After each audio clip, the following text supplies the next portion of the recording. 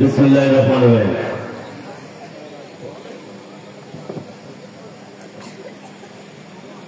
আমাদের union BNP কর্তৃক আয়োজিত আজকের এই সম্প্রীতির সমাবেশ সম্মানিত প্রধান অতিথি, সাবেক সফল ছাত্রনেতা, সাবেক সফল যুবনেতা, সজ্জন রাজনীতিবিদ, এই অঞ্চলের গর্বিত সন্তান, খুলনা জেলা বিএনপির সুযোগ্য আহ্বায়ক জনাব মনিরুজ্জামান মন্টু মঞ্চে উপস্থিত রয়েছেন।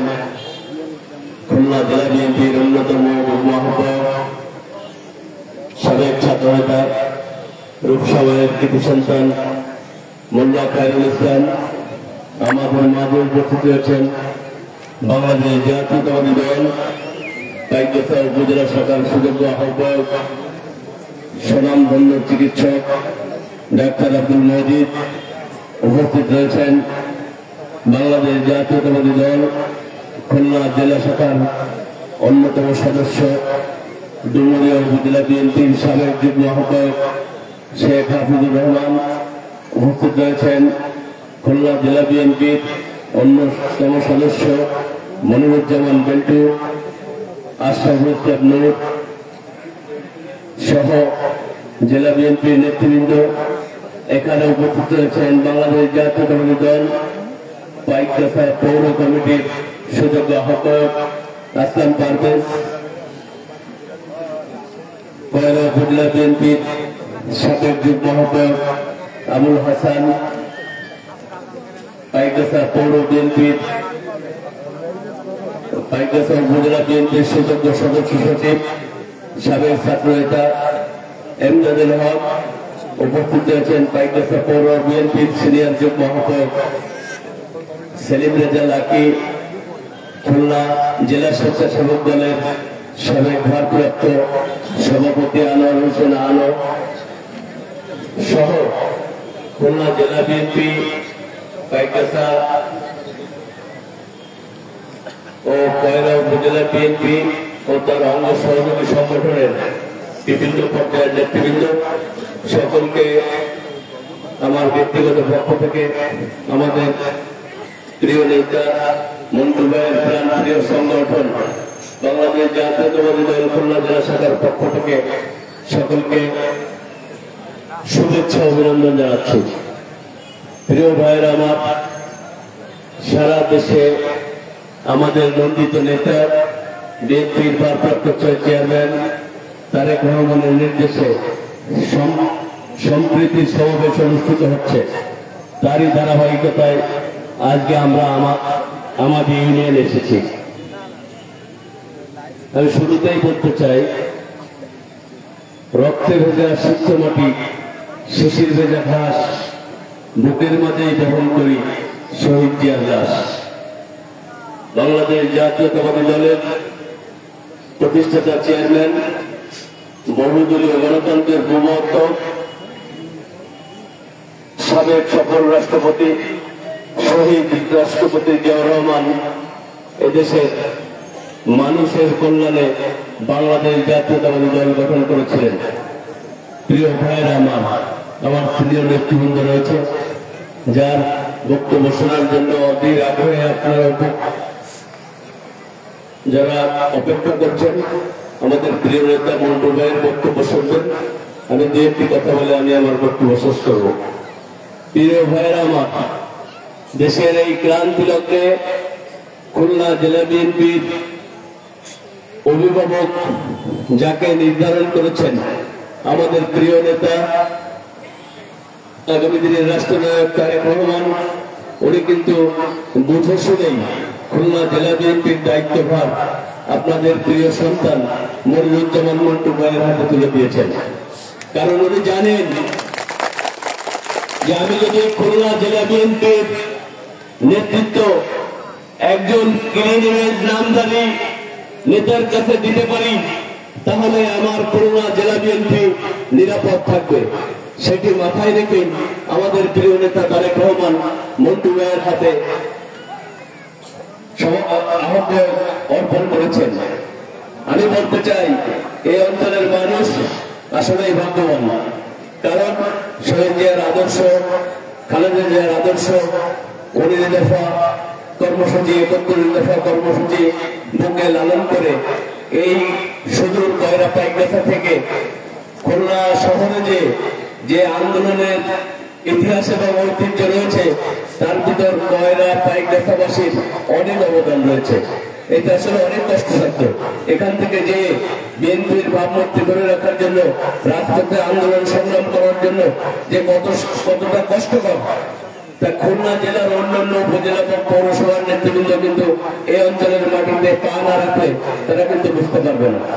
সেই কারণে আপনাদেরকে ধন্যবাদ জানাচ্ছি। আর আপনাদের গর্বিত হওয়া উচিত, কারণ তারেক রহমান খুলনা জেলা বিএনপির দায়িত্বভার যার উপরে তুলে দিয়েছেন, সেই মানুষটি আপনারা অঞ্চলের মানুষ। আপনারা সবাই কিন্তু এক একজন মনিরুজ্জামান মন্টু। তো মন্টু ভাই যেভাবে তার সুচারু নেতৃত্বে খুলনা জেলা বিএনপিকে সুসংগঠিত করে রেখেছেন, খুলনা জেলার 9টি উপজেলা এবং 2টি পৌরসভা যেভাবে সুচারুরূপে পরিচালনা করছেন, তা একমাত্র মনিরুজ্জামান মন্টু ভাইয়ের দ্বারাই সম্ভব। কারণ ওনার রয়েছে সীমাহীন সাংগঠনিক দক্ষতা।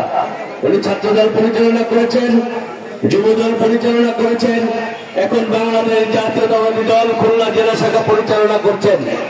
আমি মন থেকে ওনার জন্য দোয়া করি, উনি যেভাবে ওনার সহকর্মীদের রাজনৈতিক কাজ করার সুযোগ তৈরি করে দেন।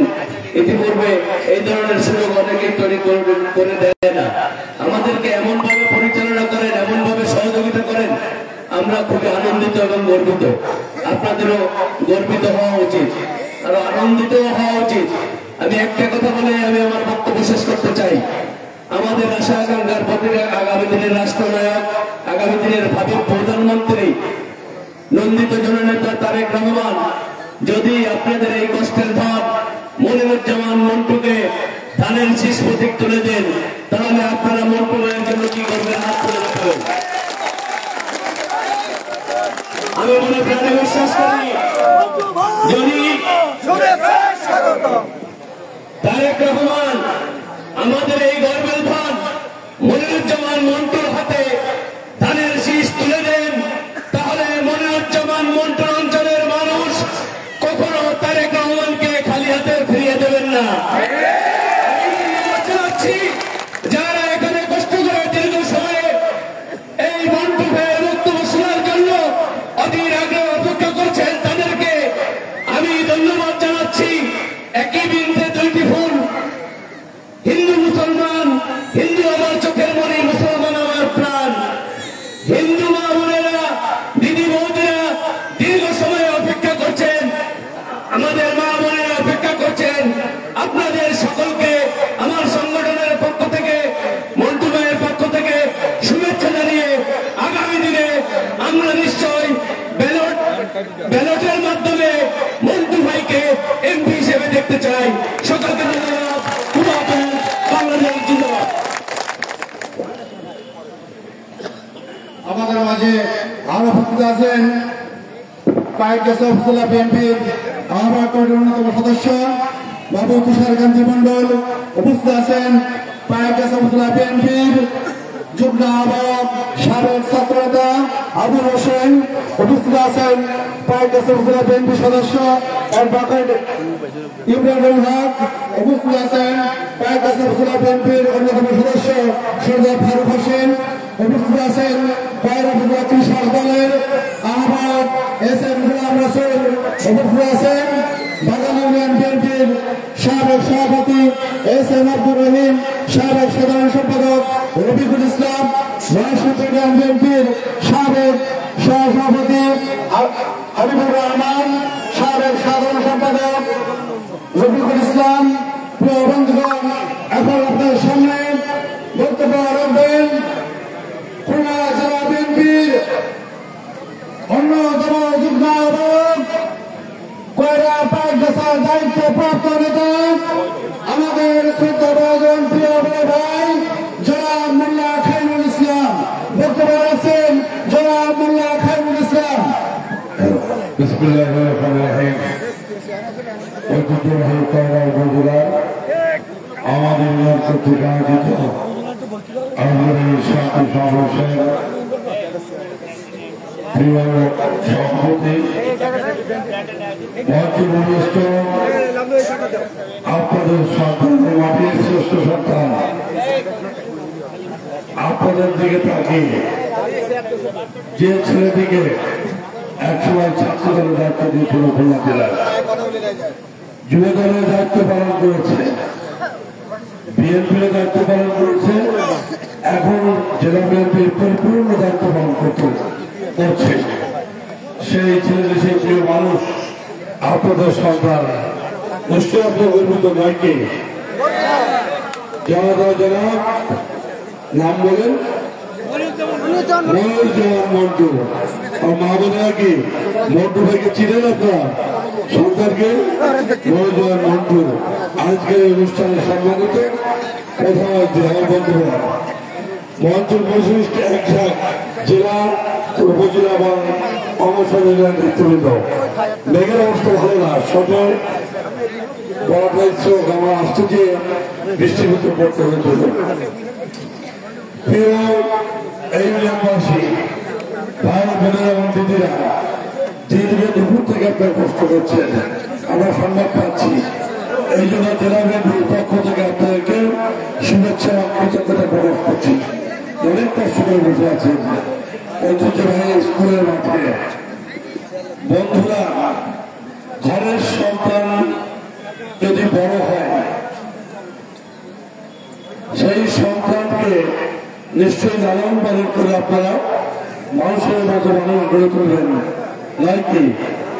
পড়াশোনা করাবেন, চাকরিজীবী বা ব্যবসায়িক যোগ্যতা ইনকাম করতে পারে এমন একটি আদর্শিক বা আদর্শবান সন্তানের আপনারা তাকে পরিণত করবেন।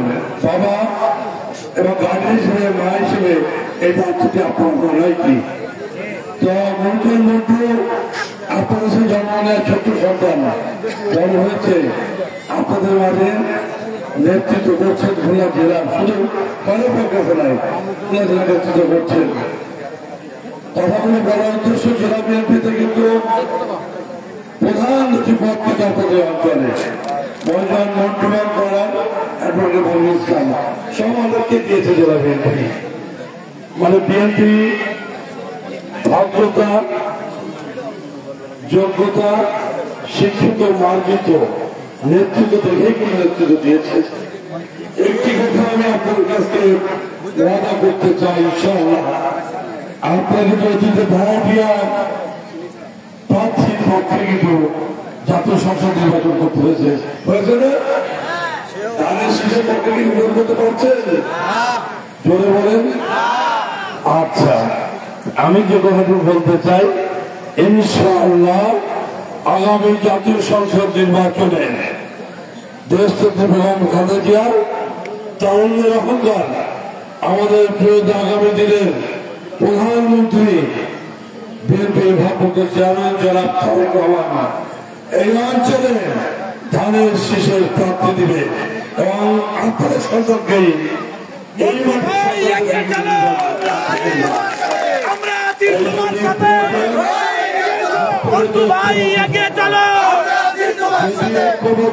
থাকতে পারেন।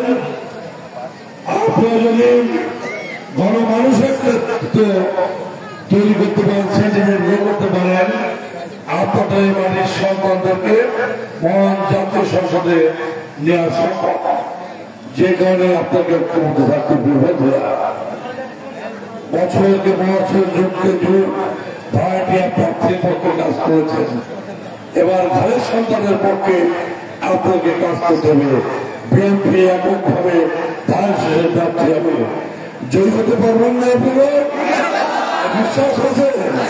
ইনশাআল্লাহ আগামীতে কয়লা পাকের পাইকাসা খুলনা 6 নির্বাচনী অঞ্চলে বিএনপির মনোনীত প্রার্থী ধানের শীষের মনোনীত প্রার্থীকে আপনার ভোট দিয়ে জয়ী করে মহান জাতীয় সংসদে পাঠিয়ে দেবেন।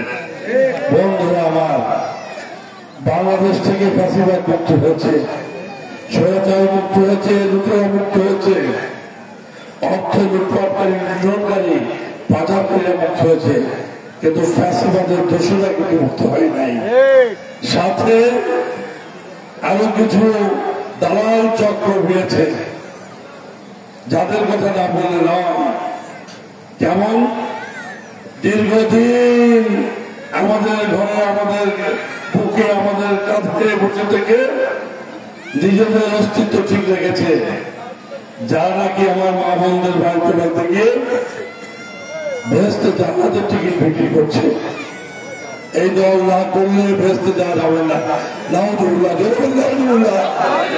বেহেশতে যাওয়ার জন্য আল্লাহ পাক নির্দেশনা দিয়েছেন আমাদের প্রিয় নবী রাসূলুল্লাহ সাল্লাল্লাহু আলাইহি ওয়াসাল্লামের মাধ্যমে। কদরের রাত্রে পবিত্র কোরআন শরীফ নাযিল করেছেন। ৬৬৬৬ আয়াতের মধ্যে সবকিছুই দেওয়া আছে। এই পৃথিবী জন্ম হয়েছে কিভাবে চলবে, সৃষ্টির শ্রেষ্ঠ যে ভাগ্যকার মানুষ আমরা, তাদের কিভাবে চলতে হবে, আল্লাহ নির্দেশকে পালন করতে হবে, তার ভেতরে দেওয়া হয়েছে। কাজেই একটি রাজনৈতিক দল যারা 1986 সালে এরশাদ সরকার সাথে আঘাত করে ওই ফাঁসিবাদ আওয়ামী লীগ, এবং তারা কিন্তু সরকারি সময়ে ভোটে অবতীর্ণ হয়েছিল। বেগম খালেদা কিন্তু সেই সাথে জাতীয় ভোটে গিয়েছিল না। 90 আন্দোলনে ওরাই ফাঁসিবাদের সঙ্গে ছিল। আপনাদের মনে থাকার কথা, 1991 সালের 27 ফেব্রুয়ারি আপনাদের সন্তান বাংলাদেশের তৃতীয় শক্তির পদস্থ ছিলেন আমাদের রাজ্জাকারী। মনে আছে রাজ্জাকের কথা? উনি মহান জাতীয় সংসদের স্পিকার নির্বাচিত হয়েছিল বিএনপির এমপি হিসেবে। এবারে সে স্মরণ করার কথা, তখনও কিন্তু এই দল আমাদের ঘাড়ে ছিল না। 96 12 জুনের নির্বাচনের আগে এই পতিত ফ্যাসিবাদ আওয়ামী লীগের সঙ্গে তথাকথিত যুবপথ আন্দোলনে ওই দলটি কিন্তু ছিল। এদের চরিত্রের কথাগুলো বলছে এই কারণে, এরা নিজেকে দাবি করে আল্লাহ দল, ইসলামের দল। আমার হিন্দু মা বোনদের তাদের বাড়িতে বলে আমরা একটা হিন্দু, আমাদের সংগঠনে হিন্দু একটা সংগঠন বলছি, অমুসলিম শাখা নামে একটি ইউনিট খুলছে। ভাই, আমরা যারা মুসলমান, আপনি আমি সারা জীবন বলে আসছেন আমি ইসলামিক দল, আমি মুসলমানদের দল, মুসলমানদের পক্ষে কথা বলি। এখন আবার এমন কি হলো, এমন কি হয়েছে হিন্দু সম্প্রদায়ের কাছে বলছে অমুসলিম শাখা নামে একটি ইউনিট করছে, মানে পাঠ করে সর্বশেষ করে এই রাজনৈতিক দলটা পৌঁছে গিয়েছে। বন্ধুরা, প্রিয় বন্ধুরা, 12 জুন 96 সালে আওয়ামী লীগ ক্ষমতা এসেছিল। ওই দলকে বাদ দিয়ে বিএনপি 119টি আসনে বাংলাদেশে নির্বাচিত হয়েছিল। খেয়াল আছে আপনাকে? মনে আছে? ঠিক কিনা বন্ধুরা? বিএনপি তখন সর্ববৃহৎ দুই দলের অবস্থানে ছিল। তার পরবর্তী সময়ে সরকারের পতন ঘটল। তারপর 2001 সালের 1 অক্টোবর বিএনপি বাংলাদেশে যখন নির্বাচন করবে, তার কিছুদিন পূর্বে তবা পরে বিএনপির সঙ্গে সক্ষতা করে রাতের আধারকে মাফ কাটছে 4 দলীয় জোটে তারা যোগ দিল। ওই আমার সত্যি আমি যে কথাগুলো বলছি কি সত্য? তো ইতিহাস থেকে বলছি, জোরে বলেন সত্য কিনা বন্ধুরা আমার? কথাগুলো বলছি এই কারণে, একটু পরে আসছি। 2001 সালের 1 অক্টোবর বিএনপি এককভাবে 222টি আসন পেল। অন্যান্য কিছু আসন বিএনপি ছেড়ে পেয়েছিলেন। 4 দলীয় জোটের তাদেরকে নিয়ে মন্ত্রী সরকারের কিছু অংশীদারিত্ব দেওয়া হয়েছিল, কয়েকটি মন্ত্রণালয় হয়েছিল। 2007 সালে দেশি বিদেশি ষড়যন্ত্রের মাধ্যমে এদেশে একটি অনাকাঙ্ক্ষিত সরকার, অনির্বাচিত সরকার সেনাবাহিনীর নেতৃত্বে তথাকথিত আন্দোলন সৃষ্টি হল বিএনপিকে নির্মূল করবার জন্য। বন্ধুরা আমার, এগুলো আপনাকে মনে আছে? বিএনপি 2008 সালের 29 ডিসেম্বর নির্বাচন বয়কট করবে। বয়কট করতে যায়নি কে? ওই যে নক্ষ যে দলটি সকলের ঘাড়ে চেপে পদ্মাসের মতো ঘাড়ে চেপে তিনি বাংলাদেশে রাজনীতি করেন, তারা এখন হিন্দু ইউনিট তৈরি করছে, অমুসলিম ইউনিট। কোথায় আছে আমার জানা নাই ইসলামে। বন্ধুরা, ওনাদের পরামর্শদাতাদের প্রেসারে আমার নেত্রী, বাংলার জনগণের নেত্রী, 3 বারের প্রধানমন্ত্রী প্রিয় নেত্রী বেগম খালেদা জিয়া সেদিন নির্বাচন যেতে বাধ্য হয়েছিলেন। নির্বাচনে যাওয়ার পর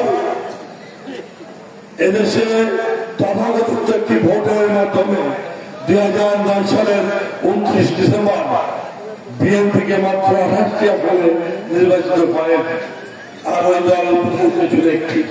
প্রিয় বন্ধুরা, বিএনপির অনিচ্ছা সত্ত্বেও বিএনপি বেগম খালেদা জিয়া এবং বিএনপির কাছে খবর ছিল বিএনপিকে নিঃশেষ করে দিবে, বিএনপিকে ক্ষমতায় এমন করে দিবে যে বিএনপির অস্তিত্ব থাকবে না।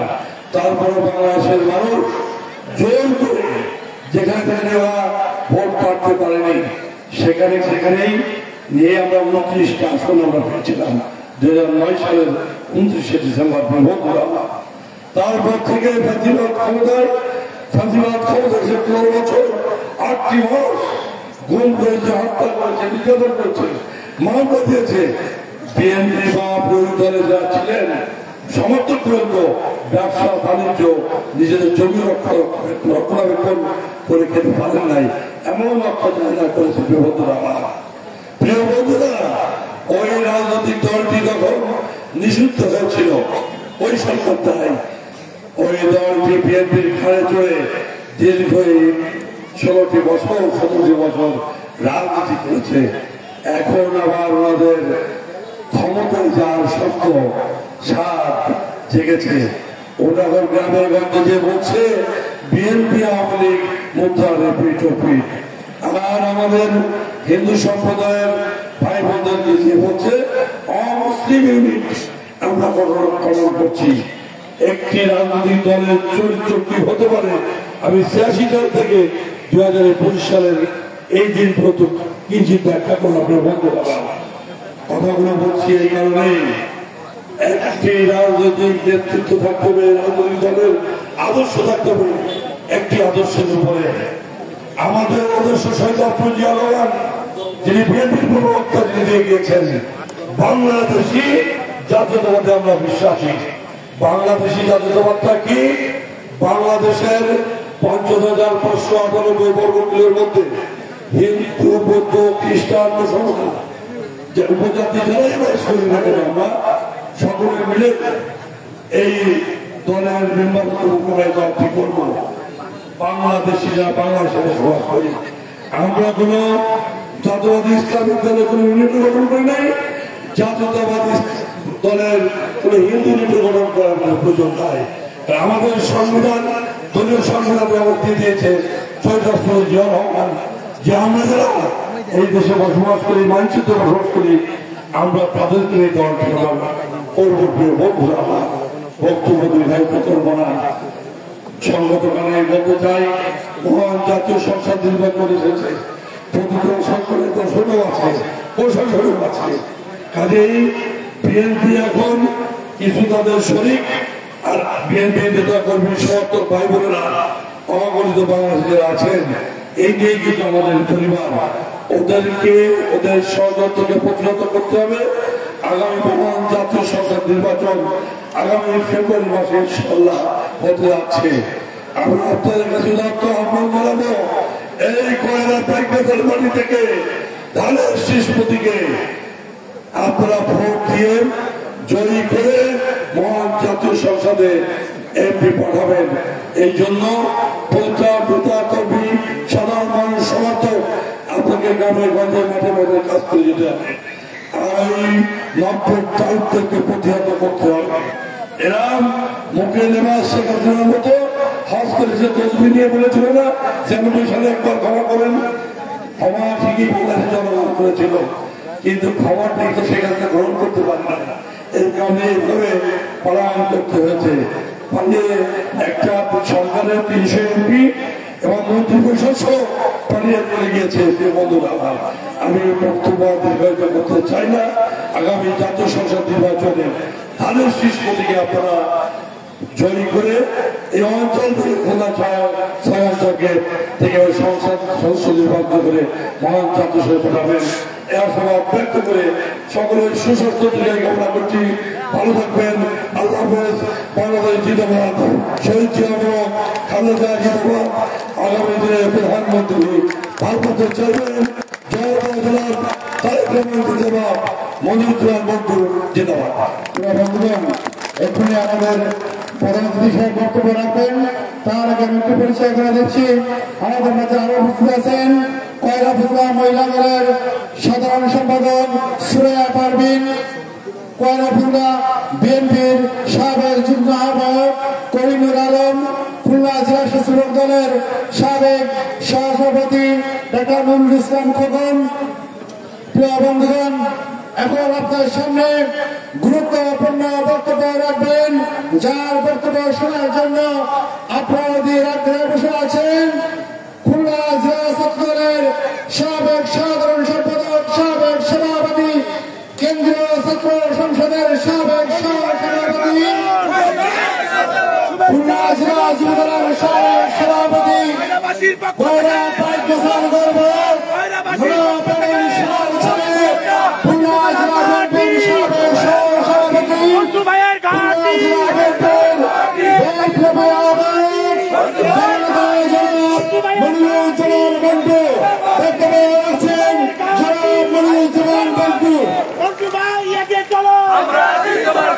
আমরা আছি তোমার সাথে।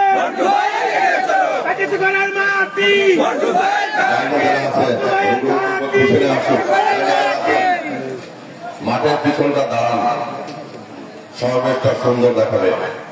বিসমিল্লাহির রহমানির রহিম।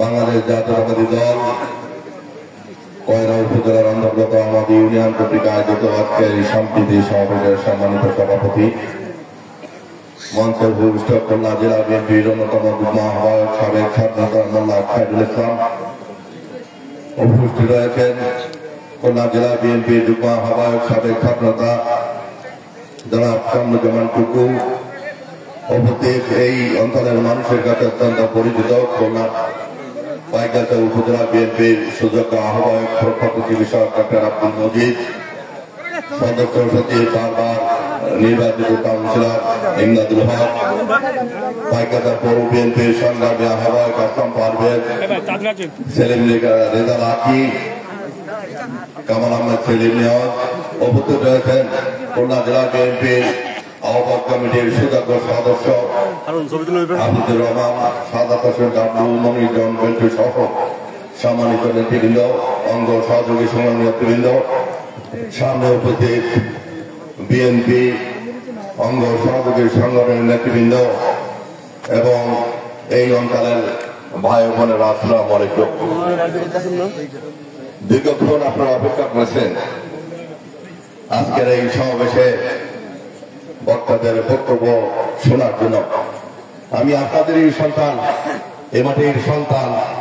1984 সালে এসএসসি উত্তীর্ণ হয়ে আমি উচ্চ শিক্ষা লাভের উদ্দেশ্যে খুলনায় গিয়েছিলাম। তখন ছিল হোসেন মোহাম্মদ এরশাদের শাসন আমল, স্বৈর শাসন আমল।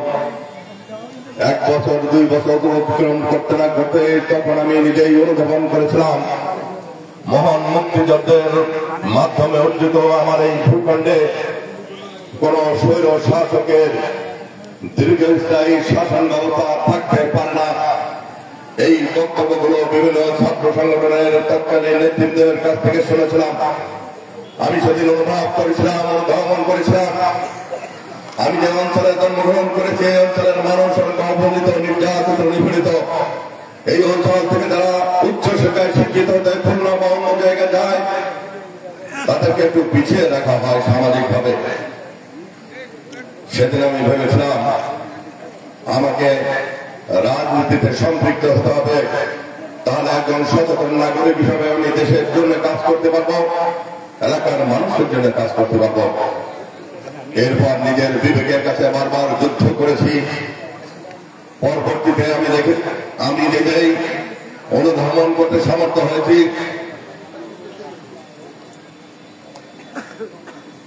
অনুধাবন করতে সমর্থ হয়েছি। মহান মুক্তিযুদ্ধের ঘোষক শহীদ রাষ্ট্রপতি জিয়াউর রহমান সম্পর্কে জেনেছি। নিজের জীবন বাজি রেখে পরিবারের জীবনের কথা না ভেবে মহান মুক্তিযুদ্ধের সময় মুক্তিযুদ্ধের ঘোষণা দিয়ে রণাঙ্গনে যুদ্ধ করেছিলেন। দেশ শাসনের আসনে বসে সারা বিশ্বেও যাকে সৎ এবং নিষ্ঠাবান দেশপ্রেমিক শাসক হিসেবে যাকে আখ্যায়িত করেছিলেন, তার প্রতিষ্ঠিত বাংলাদেশ জাতীয়তাবাদী দলের বর্তমান সহযোগী হিসাবে বঙ্গ সংগঠন, ছাত্র সংগঠন, জাতীয়তাবাদী ছাত্র দলকে আমি বেছে নিয়েছিলাম। তাই 1986 সালে আফাসের নেত্রী দেশ নেত্রী বেগম খালেদা জিয়াকে রাজনৈতিক মাতৃত্বের আসনে বসিয়ে জাতীয়তাবাদী ছাত্র দলের সদস্য হিসাবে নিজের নাম লিখিয়েছিলাম। দীর্ঘ রাজনৈতিক পথ পরিক্রমায় আমাদের এই অঞ্চলের পথে প্রান্তে অনেক সময় উল্কার ন্যায় ছিটে বেরিয়েছি জাতীয়তাবাদী ছাত্র দলকে সংগঠিত করার জন্য। প্রথম যখন এসেছে হোসেন মোহাম্মদ ইরশাদ তখন ক্ষমতাসীন, বাংলাদেশের সারা শহরে জাতীয়তাবাদী ছাত্র দলের যে উত্থান ছিল উপজেলা বা গ্রাম পর্যায়ে, ইউনিয়ন পর্যায়ে সেটা ছিল না। তখন আমাদের নেতৃত্বে ছিলেন আনিসুল হক, জাহাঙ্গীর আলম, ওয়াহিদুজ্জামান চঞ্চল সহ এখানে বসে আছেন মোল্লা খায়রুল ইসলাম সহ অনেকে ছিলেন। সেই জাতীয়তাবাদী ছাত্র দল 91 সালের পরে আমরা দেখেছি খুলনা জেলার সকল উপজেলাগুলোতে সর্ববৃহৎ ছাত্র সংগঠনে রূপান্তরিত হয়েছে।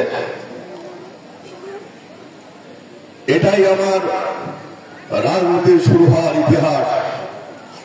যে কথাগুলো আপনাদের উদ্দেশ্যে বলতে এসেছি, আমরা এই ভূখণ্ড কিন্তু টেবিলের আলোচনায় বসে পাইনি। আমরা পেয়েছি আমাদের পূর্বপুরুষের বহু রক্তের বিনিময়, বহু মা বোনের সম্মানের বিনিময়। এটা আমাদের গর্বের ধন। এই স্বাধীনতা আমাদের অঙ্গর। আর এই স্বাধীনতা যুদ্ধকালীন সময় আপনাদের অবশ্যই অনেকের মনে আছে 1971 সালে 25 মার্চ যখন কালো রাত হিসাবে চিহ্নিত করা হয়, ওই পশ্চিম পাকিস্তানি হানাদার বাহিনী যখন ঢাকা শহর থেকে বাংলাদেশের প্রত্যন্ত অঞ্চল পর্যন্ত নিরীহ নিরপরাধ মানুষের উপর হত্যাযজ্ঞ চালিয়েছিল, তখন বাংলার মানুষ আশা করেছিল এই মুহূর্তে রাজনৈতিক নেতৃত্বের কাছ থেকে কোন সিদ্ধান্ত আসবে, ঘোষণা আসবে মহান মুক্তিযুদ্ধে। মানুষ আশাহত হয়েছিল। তৎকালীন রাজনীতির প্রধান ব্যক্তিত্ব শেখ মুজিবুর রহমান, উনি আত্মসমর্পণ করে পাকিস্তানে চলে গেলেন। আওয়ামী লীগের বৃহৎ নেতৃবৃন্দ যারা ছিল তারা চলে গেলেন পার্শ্ববর্তী রাষ্ট্রে ভারতে, বিলাসবহুল হোটেলে অবস্থান করলেন। এমন একটি সময় চট্টগ্রামের কালুঘাট বেতার কেন্দ্র থেকে ওই রিভোল্ট এবং স্বাধীনতা যুদ্ধের ঘোষণার কথা বাংলার মানুষ শুনেছিল। তিনি হচ্ছেন শহীদ রাষ্ট্রপতি জিয়াউর রহমান। সেদিন যদি উনি স্বাধীনতার ঘোষণা না দিতেন তাহলে 9 বছরে নয়, আর 9 মাসে নয়, 9 বছরেও যে স্বাধীন হতো কিনা আজকে সেটা গবেষণা করার দাবি রাখে। উনি যখন ঘোষণা দিলেন সারা বাংলাদেশের ছাত্র জনতা দল বিদ্যমানিতা তখন সাহস পেয়েছিল।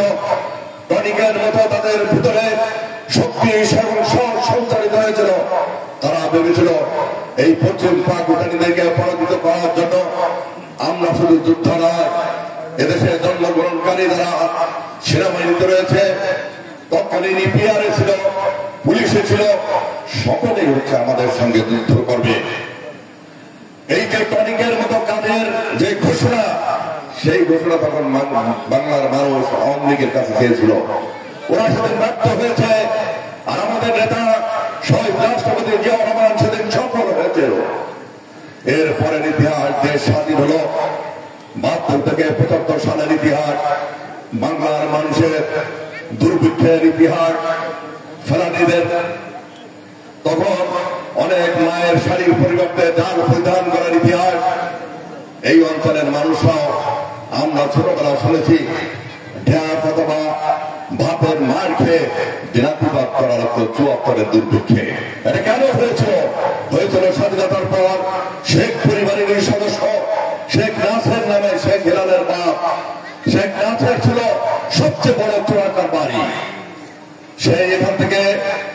থেকে সাহায্য আসত সে পাচার করে দিত ভারতে। তলাবিহীন ঝুড়িতে রূপান্তরিত করেছিল বাংলাদেশকে আওয়ামী লীগ। তারপর 7ই নভেম্বর সিপাহী জনতার বিপ্লবের মাধ্যমে দেশপ্রেমিক সিপাহী আর জনতা তাদের সঠিক লক্ষ্যে তারা বেছে নিয়েছিল। শহীদ রাষ্ট্রপতি জিয়া রহমান তখন সেনাবাহিনীর সেকেন্ড ইন কমান্ড ছিলেন। তাকে বন্দী অবস্থায় রাখা হলো। বন্দী অবস্থা থেকে তাকে মুক্ত করে আবারও তাকে ক্ষমতার আসনে আসীন করেছিল বাংলার দেশপ্রেমিক সেনা আর জনতা। তিনি কারো কাছে ক্ষমতা কেড়ে নেয় নাই।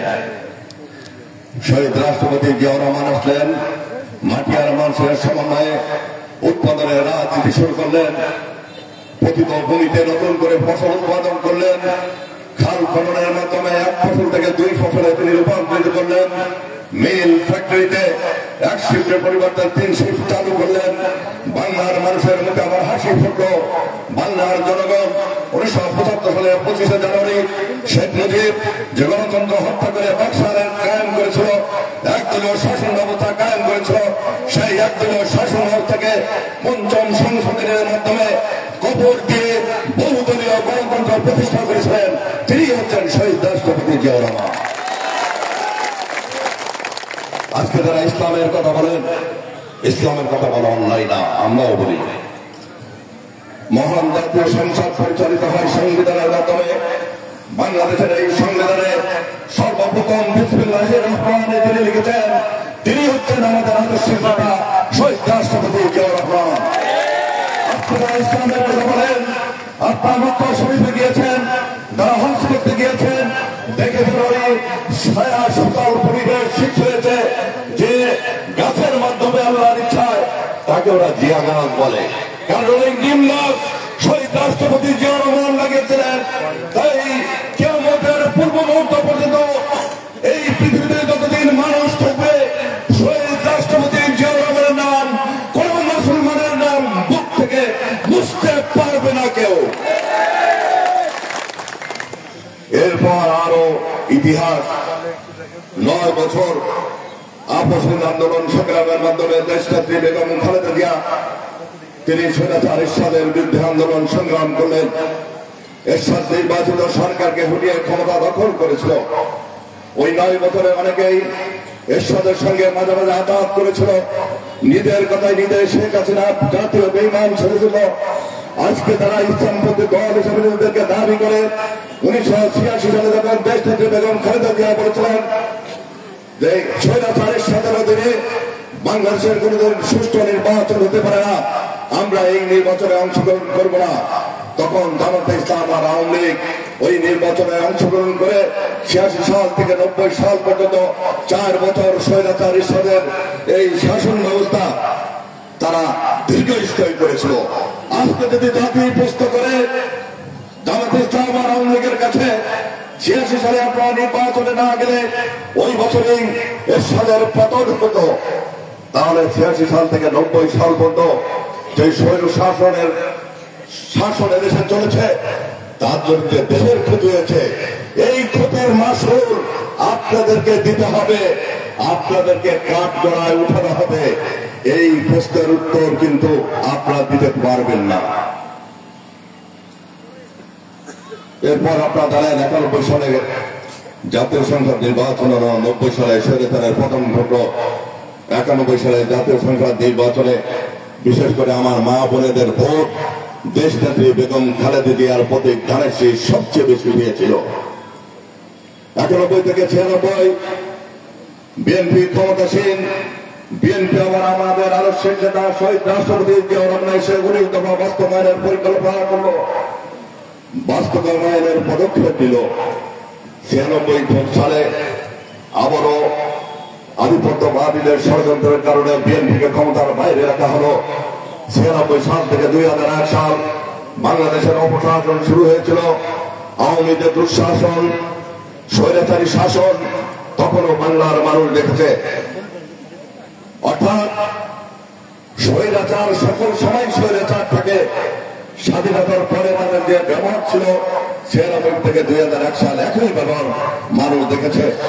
2008 সালের 29শে ডিসেম্বর সাধারণ নির্বাচনের মাধ্যমে আওয়ামী লীগের ক্ষমতাসীন করার পরে গত 15 থেকে 17 বছর বাংলাদেশের প্রত্যন্ত অঞ্চলের মানুষের উপর অত্যাচার নির্যাতনের স্থির চালিয়েছিল আওয়ামী লীগ। আজকে হিন্দু ভাইদের বোনেদের কাছ থেকে পক্ষে টানতে চায় একটি রাজনৈতিক দল।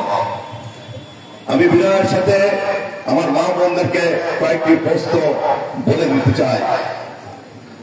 আপনাদের কাছে অনেক ভদ্র মহিলারা আসবেন, তারা বলবেন আমার দল খুবই ভালো, আমার দল ক্ষমতায় আসলে আপনারা দরজা খুলেই ঘুমাতে পারবেন। তাদের কাছে প্রশ্ন করবেন মহান মুক্তিযুদ্ধের সময় আপনার এই দলের ভূমিকা কি ছিল? তখন হিন্দু সম্প্রদায়ের বাড়িতে অগ্নিসংযোগ কারা করেছিল, কারা লুটপাট করেছিল, কারা আপনাদের উপর নির্যাতন করে আপনাদেরকে ভারত যেতে বাধ্য করেছিল? আপনারা তো সেই দলেরই নারী সংগঠন যারা মুক্তিযুদ্ধের সময় আমাদের উপর নির্যাতন করেছিলেন, পশ্চিম পাকিস্তানিদেরকে আমাদের বাড়ি চিনিয়ে দিয়েছিলেন। আপনারা তো তাদেরই অনুসারী। অতএব এর পরবর্তীতে আপনাদের কাছে প্রশ্ন যে আপনারা আপনাদের দলীয় গঠনতন্ত্র লিখেছেন ইসলামী মূল্যবোধে বিশ্বাস, আপনার দলীয় গঠনতন্ত্র লিখেছেন ইসলামী মূল্যবোধে বিশ্বাসী, আমরা তো ভিন্ন ধর্মের অনুসারী, আপনারা আমাদের কিভাবে নিরাপত্তা দেবেন? আপনাদের দলের গঠনতন্ত্র সেখানে তো আপনি সংশোধন করেননি, সেখানে একটি ধর্মকে আপনারা নির্দিষ্ট করে দিয়েছেন। কিন্তু বিএনপি তার গঠনতন্ত্রে ধর্মীয় মূল্যবোধের কথা লেখা আছে, যে ধর্মীয় মূল্যবোধের অর্থই হচ্ছে সমস্ত ধর্মের মানুষ স্বাধীনভাবে তার ধর্ম পালন করতে পারবে, কোন ধর্মের মানুষ অন্য ধর্মের মানুষের উপর আক্রমণ করতে পারবে না। এটাই হচ্ছে বিএনপি আর জামাতে ইসলামের গঠনতন্ত্রের পার্থক্য। আপনারা প্রশ্ন করতে পারেন যে আপনারা তো অমুসলিম শাখা করেছেন, কিন্তু মহান মুক্তিযোদ্ধার ঘোষক শহীদ রাষ্ট্রপতি জিয়া রহমান 1979 সালে 1 সেপ্টেম্বর যখন বাংলাদেশ জাতীয়তাবাদী দল বিএনপি নামক একটি রাজনৈতিক সংগঠন প্রতিষ্ঠা করেছিলেন, তখনই উনি এই জাতির কাছে শ্রেষ্ঠ দর্শন উনি দিয়েছেন। সেই দর্শনটি হচ্ছে বাংলাদেশী জাতীয়তাবাদ। যে বাংলাদেশী জাতীয়তাবাদের ছাতার মধ্যে হিন্দু, মুসলিম, বৌদ্ধ, খ্রিস্টান সকল ধর্মের মানুষ আশ্রয় পাবে, যে ছাতার মধ্যে বাঙালি, অবাঙালি, পাহাড়ি, সমতল সকলেই আশ্রয় পাবে। আজকে যখন আপনারা আমাদের নিরাপত্তা দিতে আসছেন, শহীদ রাষ্ট্রপতি জিয়া রহমান সেই 78 সালের 1 সেপ্টেম্বর থেকে আমাদের শ্রেষ্ঠতার পণ্ডিত শ্রেষ্ঠ দর্শনের মাধ্যমে বিএনপি আমাদের সবচেয়ে বেশি নিরাপত্তা দিয়ে থাকে। স্বাধীনতার পর দালিলিকভাবে আপনারা অনুসন্ধান করেন, আপনাদের সম্পত্তি উদারস্থ কারা করেছে, লুটপাট কারা করেছে, দখল কারা করেছে, দেখবেন সবচেয়ে বেশি আওয়ামী লীগের নাম আসবে। অর্থাৎ অথচ এই আওয়ামী লীগ সকল সময় আপনাদের ভোট ব্যাংক হিসাবে কব্জা করে রাখত। সর্বশেষ বলতে চাই, 5ই আগস্ট ছাত্র জনতার বিপ্লবের মাধ্যমে শহীদ সরকার প্রধান শেখ হাসিনা পালিয়েছে। স্বৈরাচার মুক্ত বাংলাদেশ আমরা পেয়েছি, কিন্তু বাংলাদেশ এখনো সংখ্যামুক্ত হয় নাই। সংখ্যামুক্ত হয় নাই এই কারণে আমরা দেখেছি স্বাধীনতার পর থেকে এই আমাদের এই স্বাধীন ভূখণ্ডের উপরে ভিতরের ষড়যন্ত্রকারী আর পার্শ্ববর্তী আধিপত্যবাদী ভারত বারবার তাদের লোলুপ দৃষ্টি নিক্ষেপ করেছে আমাদের দিকে। কখনো তারা তাদের ইচ্ছা মতো স্বৈর শাসন বসিয়ে দিয়েছে, কখনো আমরা দেখেছি গণতন্ত্র হত্যা করেছে, কখনো আমরা দেখেছি মহান মুক্তিযুদ্ধের যে মূল চেতনা ছিল সাম্য, মূল চেতনার মধ্যে ছিল যে সাম্য, মূল চেতনার মধ্যে ছিল সামাজিক মর্যাদা, মানবিক মর্যাদা, গণতন্ত্র, আইনের শাসন, সেগুলো ধ্বংস করা হয়েছে তাদের বর্ষ সরকার কর্তৃক। আমরা যে সময় বিএনপি নির্বাচিত হয়েছে সে সময় মুক্তিযুদ্ধের মূল চেতনা আপনারা উদাহরণ দেখতে পেয়েছেন। আমরা সংখ্যামুক্ত এই কারণে, সংখ্যামুক্ত নয় এই কারণে বর্তমান অন্তর্বর্তীকালীন সরকার অনির্বাচিত, বিএনপি তার সর্বদিক থেকে সহযোগিতা করে, তারা শুরু থেকে আজ পর্যন্ত সহযোগিতা করে এবং করবে। আমাদের বক্তব্য অনির্বাচিত সরকার দীর্ঘকাল থাকলে ওই ষড়যন্ত্রকারী আর আধিপত্যবাদীরা এই দেশের মানুষের মধ্যে বিভেদ সৃষ্টি করবে, ষড়যন্ত্র সৃষ্টি করবে করে আবারও অগণিত সরকার, স্বৈর সরকার অথবা নির্বাচিত সরকার আমাদের মসনদে বসিয়ে দিতে পারে। তখন কিন্তু বাংলাদেশের বিদেশ নীতি, যেটা বিদেশে আমাদের বন্ধ থাকবে, প্রবল থাকবে না। বাংলাদেশের যে অর্থনৈতিক নীতি, আমরা স্বাধীন বাংলাদেশ হতে চাই, আমরা নিরাপদ, উন্নত, বৈষম্যহীন বাংলাদেশ হতে চাই, এটা কিন্তু আর সম্ভব হবে না। অতএব নির্বাচনের জন্য সর্বপ্রথম আমরা হিন্দু মুসলমান বিভেদ নয়, সকলে বাংলাদেশ হিসাবে জাতীয়তাবাদী দল বিএনপি আদর্শিক গণতান্ত্রিক দেশপ্রেমিক রাজনৈতিক সংগঠনের সাধারণ ঐক্যবদ্ধ হয়ে আমরা জাতীয় সংসদ নির্বাচনের আওয়াজ উত্থাপন করি। জাতীয় সংসদ নির্বাচনের মাধ্যমে নির্বাচিত সরকার বাংলার মসনদে বসলে ইনশাআল্লাহ বাংলাদেশে প্রকৃত মুক্তিযুদ্ধের চেতনায় উদ্ভাসিত হবে, শাসিত হবে। আমরা পাবো গণতন্ত্র, আমরা পাবো স্বাধীনতা, আমরা অর্থনৈতিক মুক্তি আমরা পাবো ইনশাআল্লাহ। সর্বশেষ আপনারা জানেন, রাষ্ট্রকাঠামো মেরামতের জন্য আমাদের প্রিয় নেতা সমসাময়িক সময় রাজনীতি অঙ্গনে সবচেয়ে জনপ্রিয় রাজনৈতিক ব্যক্তিত্ব বিএনপির ভারপ্রাপ্ত চেয়ারম্যান জনাব তারেক রহমান 2023 সালে আগামী দিনে বাংলাদেশকে উন্নত বাংলাদেশ হিসাবে গড়ে তোলার জন্য 31 দফা প্রণয়ন করেছিলেন। একটি কর্মশালায় আমি তাকে প্রশ্ন করেছিলাম, শত শত মানুষ সেখানে ছিল, সামাজিক যোগাযোগ মাধ্যমে হয়তো আপনারাও দেখে থাকতে পারেন।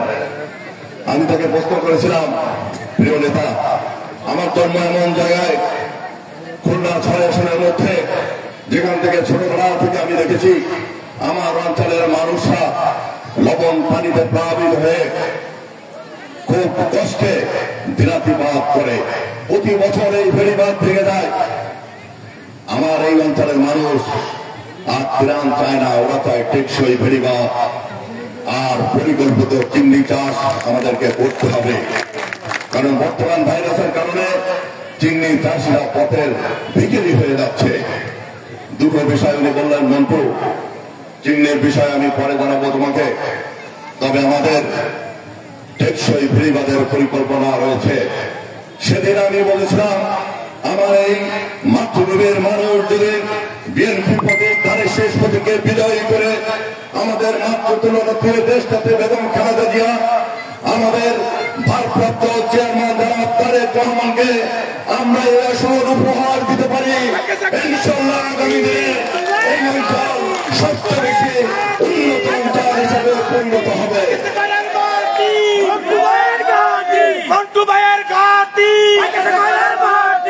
হিন্দু ভাই বন্ধুর উদ্দেশ্যে বলতে চাই, 5ই আগস্ট বিচ্ছিন্ন কিছু ঘটনা ঘটেছে এখানে সহ সারা বাংলাদেশে। সকল ঘটনার সংগঠিত হওয়ার জন্য আমাদের কোন স্তরের নেতা কর্মীরা দায়ী নয়। বিচ্ছিন্নভাবে যে সকল নেতা কর্মী মানুষের ক্ষতি সাধন করেছে, সংগঠন থেকে তাদেরকে বের করে দেওয়া হয়েছে, সাংগঠনিক শাস্তি তাদেরকে দেওয়া হয়েছে। ভবিষ্যতে শুধুমাত্র এই কথাটি বলতে চাই, সকল ধর্মের মানুষের জন্য বিএনপি হচ্ছে একমাত্র নিরাপদ রাজনৈতিক সংগঠন। যে সংগঠন ক্ষমতায় গেলে কোন হানাহানি থাকবে না, স্থানীয় মাস্তানি থাকবে না, দখলবাজ থাকবে না। আর যদি কোন নিরাপদ মানুষের সম্পদ কেউ কেড়ে নিতে চায়, তার বিরুদ্ধে বিএনপির নেতাকর্মীরা সর্বক্ষে তার পক্ষ নিয়ে ওই অত্যাচারের বিরুদ্ধে প্রতিরোধ করে চলবে ইনশাআল্লাহ। এই অঞ্চলের মানুষ, তোমার সাথে দীর্ঘ বছর রাজনীতির সঙ্গে সম্পৃক্ত রয়েছে। আমি চাই আগামী দিনে এই অঞ্চল বাংলাদেশের যে কোনো উপজেলা থেকে বেশি উন্নয়নশীল অথবা উন্নত উপজেলায় পরিণত হোক কয়লা গেছা। এর জন্য এখন থেকে আমাদেরকে কাজ করতে হবে। মনে রাখতে হবে, শত্রু আমাদের ভিতরে ঢুকে থাকতে পারে, বিশেষ করে স্বৈরাচারের দোষক এবং অন্য আরেকটি রাজনৈতিক সংগঠন, অন্য একটি রাজনৈতিক সংগঠন তারা আমাদের ভিতরে ভেতরে ঢুকে আমাদের মধ্যে বিভেদ সৃষ্টি করবে, ভাই ভাইয়ের মধ্যে যাতে করে সংঘাত সৃষ্টি হয়, তারা সেই অপচেষ্টা চালাবে। আমাদেরকে মনে রাখতে হবে, এই ভূখণ্ডের স্বাধীনতার বেদনার সঙ্গে, ইতিহাসের সঙ্গে আমাদের রাজস্বিক নেতা শহীদ রাষ্ট্রপতি জিয়াউর রহমানের যে অধ্যায় রয়েছে, সেই অধ্যায় সবচেয়ে ইতিহাসের গুরুত্বপূর্ণ অধ্যায়। আমাদেরকে মনে রাখতে হবে, বাংলার মানুষ যখন এই সুযোগ পেয়েছে নিরপেক্ষ নির্বাচনে ভোট দেওয়ার জন্য, এ বাংলার মানুষ ততদিন বিএনপিকে বিজয়ী করেছে। আমাদেরকে মনে রাখতে হবে, এই ভূখণ্ড বসবাসকারী সকল মানুষ আমরা ভাই এবং বোন, আমরা কারোর অনিষ্ট কাজ হতে দেব না, কারোর খেয়ে তখন আমরা হতে দেব না, কারোর বাড়ি চুরি ডাকাতি আমরা হতে দেব না।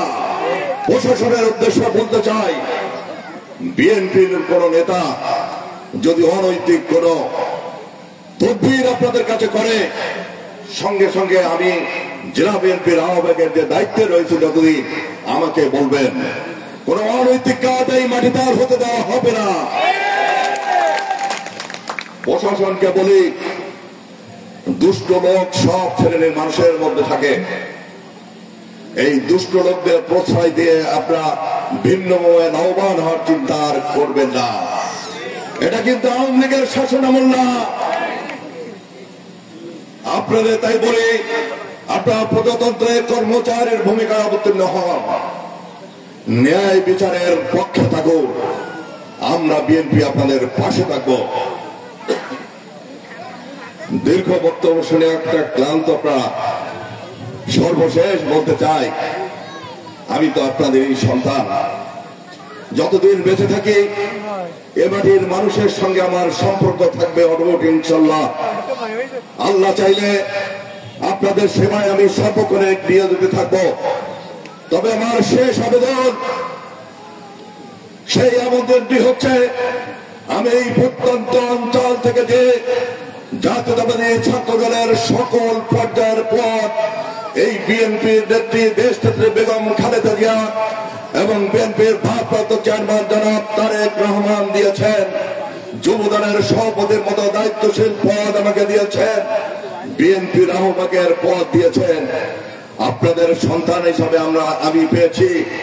আর সেই সন্তানের দাবি নিয়ে আগামী দিনে বলতে চাই, আপনারা একটি বারের জন্য বিশ্বাস করুন, বেগম খালেদা জিয়া আর জনাব তারেক রহমানকে এই অঞ্চলের মানুষ সবচেয়ে সুখী সমৃদ্ধ অঞ্চলের মানুষ হিসাবে পরিগণিত হবে ইনশাল্লাহ। সকলকে ধন্যবাদ। খোদা হাফেজ। বাংলাদেশ জিন্দাবাদ। প্রিয় বন্ধুগণ, এখন আপনাদের সঙ্গে সভাপতি বক্তব্য রাখবেন আজকে এই সম্প্রীতি সমাবেশের সভাপতি আমাদের বিএনপির সাধারণ সম্পাদক জনাব সরদার আব্দুল সামাদ। সরদার আব্দুল সামাদ। আসসালামু আলাইকুম রহিম। ঐতিহ্যবাহী চান্দির চক কলেজিয়েট হাই স্কুল মাঠে আমার ইউনিয়ন